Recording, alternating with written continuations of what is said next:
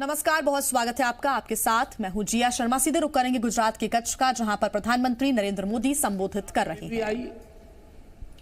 जो भी बचा खुचा था भूकंप ने वो भी तबाह कर दिया था।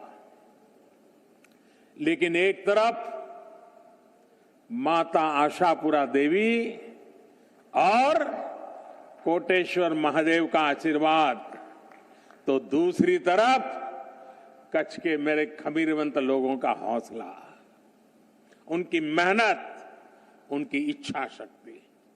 सिर्फ कुछ ही वर्षों में इस इलाके के लोगों ने वो कर दिखाया जिसकी कोई कल्पना भी नहीं कर सकता था।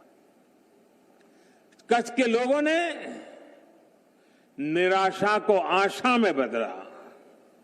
मैं समझता हूं यही तो माता आशापुरा देवी के आशीर्वाद है।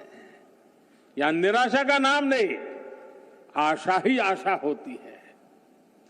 भूकंप में उनके घर,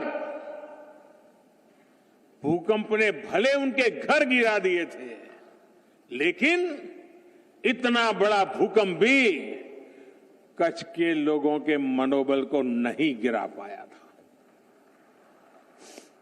कच्छ के मेरे भाई बहन फिर खड़े हुए और आज देखिए इस क्षेत्र को उन्होंने कहां से कहां पहुंचा दिया है। साथियों, आज कच्छ की पहचान बदल गई है। आज कच्छ की शान और तेजी से बढ़ रही है। आज कच्छ देश के तेजी से विकसित होते क्षेत्रों में से एक अहम क्षेत्र बन गया है। कनेक्टिविटी दिनों दिन बेहतर हो रही है।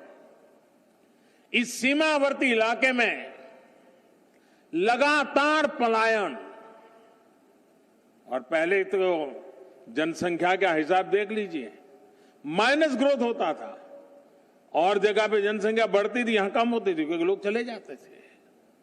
और ज्यादातर सीमावर्ती इलाके से लोग पलायन कर जाते थे और उसके कारण सुरक्षा के लिए भी मुश्किल पैदा होना बहुत स्वाभाविक था। अब जब पलायन रुका है तो जो गांव कभी खाली हो रहे थे उनमें रहने के लिए लोग वापिस आते जा रहे हैं। इसका बहुत बड़ा प्रभाव, सकारात्मक प्रभाव राष्ट्रीय सुरक्षा पर भी पड़ा है। साथियों, जो कच्छ कभी वीरान रहता था, वही कच्छ देश और दुनिया के पर्यटकों का प्रमुख केंद्र बन रहा है। कोरोना ने जरूर मुश्किलें खड़ी की हैं, लेकिन कच्छ का सफेद रण, कच्छ का रणोत्सव पूरी दुनिया को आकर्षित करता है। एवरेज औसतन 4 से 5 लाख टूरिस्ट रणोत्सव के दौरान यहां आते हैं। सफेद रेगिस्तान और नीले आसमान का आनंद उठाते हैं। इस तरह के बड़े पैमाने पर सांस्कृतिक कार्यक्रम, कच्छ के स्थानीय सामानों की इतनी बड़े पैमाने पर बिक्री, यहां पारंपरिक खान पान की लोकप्रियता एक जमाने में कोई सोच भी नहीं सकता था। आज मुझे कई मेरे पुराने जान पहचान वालों से गप्पे गोष्ठी करने का मौका मिल गया, तो ऐसे ही मुझे बता रहे थे, बोले अब तो हमारे बच्चे अंग्रेजी बोलना सीखे। मैंने कहा कैसे? बोले अब तो हम होम स्टे करते हैं, हमने घरों की रचना की है तो होम स्टे के लिए लोग रहते हैं, तो हमारे बच्चे भी बोलते बोलते बहुत कुछ सीख गए हैं। कच्छ ने पूरे देश को दिखाया है कि अपने संसाधनों पर, अपने सामर्थ्य पर भरोसा करते हुए किस तरह आत्मनिर्भरता की तरफ बढ़ा जा सकता है। मैं दुनिया के डेवलपमेंट एक्सपर्ट्स,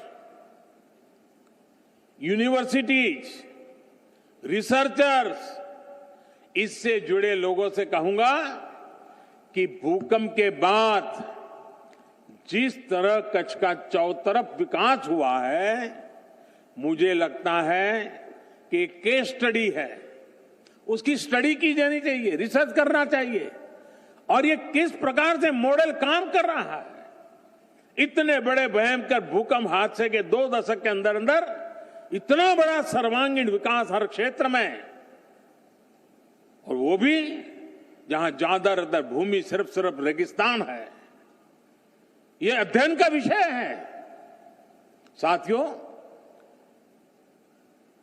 मैं हमेशा मानता हूं कि ईश्वर ने मुझ पर कई कृपा रही है और ईश्वर की कृपा का ही कारण होगा शायद कि मुझे भी उस भूकंप के समय विशेष रूप से कच्छ के लोगों की सेवा करने का ईश्वर ने अवसर दिया। इसे संयोग ही कहेंगे कि भूकंप के अगले साल बाद जब राज्य में चुनाव हुए तो जिस दिन नतीजे आए वो तारीख भी 15 दिसंबर थी और आज 15 दिसंबर है। कोई कल्पना नहीं कर सकता था कि इतने बड़े भूकंप के बाद यहां पर हमारी पार्टी को लोग आशीर्वाद देंगे। बड़ी नकारात्मक चर्चा चल रही थी, लेकिन उस चुनाव में जब 15 दिसंबर को रिजल्ट आया तो देखा कच्छ ने जो प्यार बरसाया, जो आशीर्वाद दिए, वो आज भी उसी परंपरा चल रही है। आज भी देखिए आपके आशीर्वाद। 1 दिवसीय गुजरात दौरे पर हैं प्रधानमंत्री नरेंद्र मोदी।